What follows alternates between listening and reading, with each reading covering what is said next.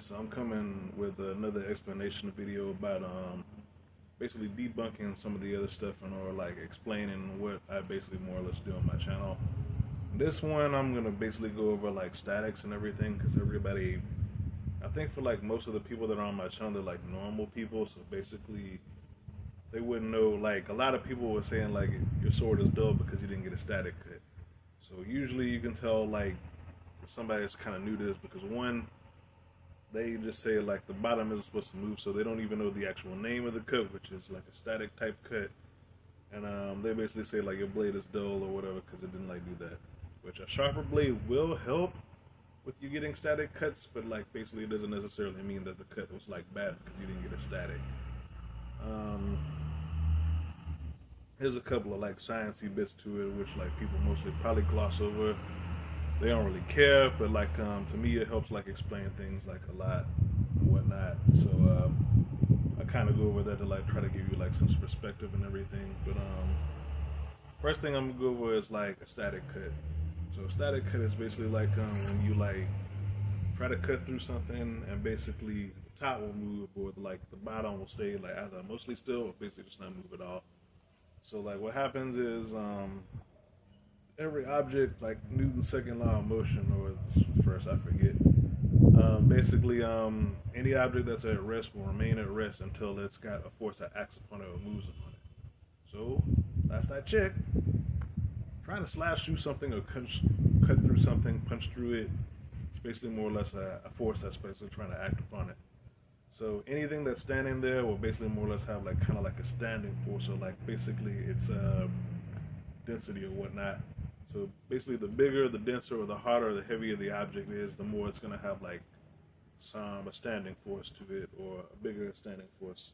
Like basically a small like 12-ounce bottle of water that you cut through will be easier to get through than the 2 liters because the 2 liter is bigger.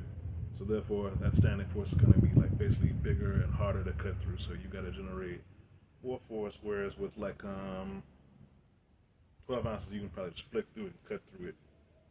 Pretty easy to get through that one. This brings into the third law of motion. Every action has an equal and opposite reaction. I remember that one the most because basically like whatever force you're trying to deliver when you cut through something, if you don't cut all the way through it, basically you're going to end up like getting all of that force back there. So if you see like some cuts that are super difficult, or like when I got my slow-mo, some of those cuts actually like make the blade like flex and gyrate a whole lot. That's because it was like a way more difficult and hardcore target to do. So those can be harder to get statics on there. So I think one of the things that contribute mostly to like static cuts is basically like alignment, sharpness, and basically more or less like your speed and timing. So like the alignment where you like end up cutting up through the bottle in certain spots, like you notice that certain statics are like more difficult to get. So if you probably like would pay attention to I think most of the statics that most people get throughout like YouTube and all over, I'm gonna wager that most of the statics will probably be like mostly cutting through like either the top of bottle, the half, to like the upper half. Because basically this like energy transfer will make it to the point where it can just easily glide through it. So the more force and like the sharpness of the blade will help glide through it. Conversely, you can actually have like one of the sharpest blades in the world, but if you don't have like great alignment and you place it in like a really jacked up place on the bottle, it'll still sweep it away and basically end up pushing away because of that force. So saying that your blade isn't sharp, that's the reason why you didn't get a static, isn't really like the greatest argument. And the second thing is that it doesn't necessarily mean you didn't get a great cut. Like a good cut would be if you just like cut through some target and then it ends up like flying away, or like not flying away, like it just like falls away not too far from like basically whatever like stand or cutting medium that you're going off to. Flying away is like a little bit extra force, but basically as long as the thing is cutting too, then your blade is sharp enough. Like a lot of people like to do stuff like have the super razor sharp blades. Like I'm kind of one of like, one, I feel like it's a little bit more historic to have like a sharp enough blade, and two, usually in order to get like the psychotically super sharp blade, you have to do stuff like get like a workshop or basically like belt grinders. It'll make your blade super sharp, but like when you get a sword, which that's actually something I can talk about in like a future video, but like basically there's a certain amount of layers that your sword will have whenever it's like super forged.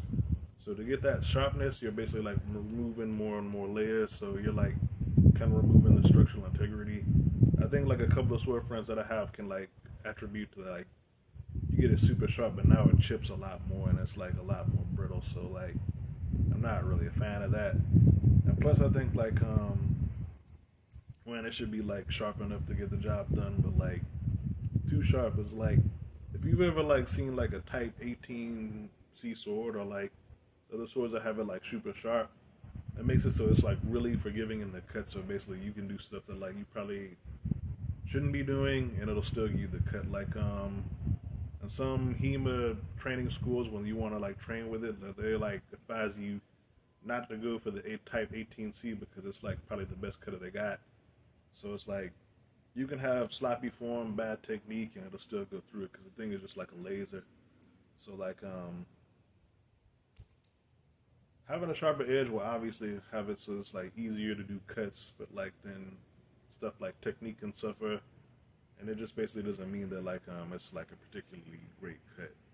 Like a lot of people complain about that, and I'm like, dude, I got it in slow mo where it shows me like cutting through the stuff. So I think what they're basically saying is like where they thought it should be, it wasn't.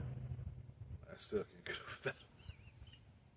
Like this guy was complaining and saying like it was torn, and I'm like, the whole reason I put this in slow mo so you can see me like going through said target and all that stuff. Like sometimes a splash gets in the way and you can't necessarily see it, but I'm like showing the models at the end. So like, yeah, I just thought that I'd debunk that one because like not every cut is basically more or less going to be aesthetic. Like by that logic, when someone gets like cut in like real life or like in historic battlefields and all that stuff, like then the person should just like stay there, or like it shouldn't move. It should just like glide through them. Like not saying that it didn't happen, but like yeah, probably for most part it just doesn't happen.